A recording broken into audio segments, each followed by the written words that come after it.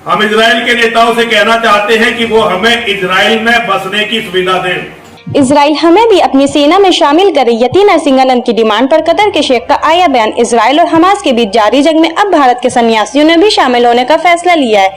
सन्यासियों का नेतृत्व दासना देवी मंदिर के महंत और महामंडलेश्वर यतीन सिंहानंद करेंगे। उन्होंने कहा कि वो खुद 1000 सन्यासियों के साथ इजरायली सरकार को लिखित सुझाव देंगे और इस युद्ध में इजराइल की तरफ से लड़ने की अनुमति मांगेंगे।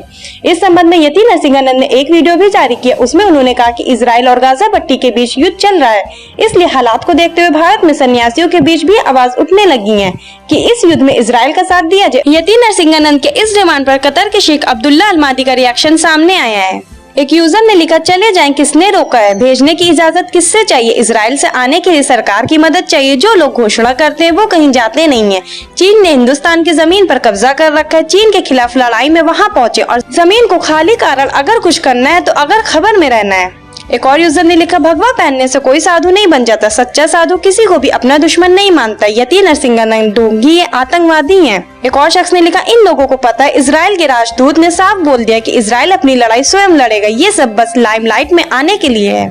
एक और शख्स ने लिखा, ये गलत बात है। आप तो शराब देकर भस्म कर सकते हो, फालतू में किराया खर्च करोगे। एक और शख्स ने लिखा, एक तरफ का टिकट निकाल के दो, वैसे भी देश के किसी भी काम का नहीं है। इजराइल का युद्ध रुका तो सीरिया भेज दो।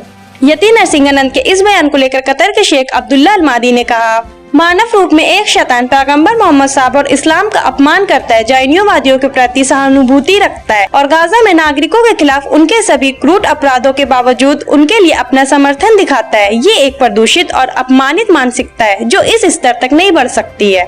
इजराइल से यतीन सिंहानंद की इस डिमांड को आप कैसे देखते हैं? अपनी राय हमें कमेंट सेक्शन में जरूर दें। हमारे चैनल को सब्सक्राइब करें, बेल आइकन बटन प्रेस करें ताकि देश दुनिया से जुड़ी तमाम वायरल खबरों को हम आप तक पहुंचाते रहें।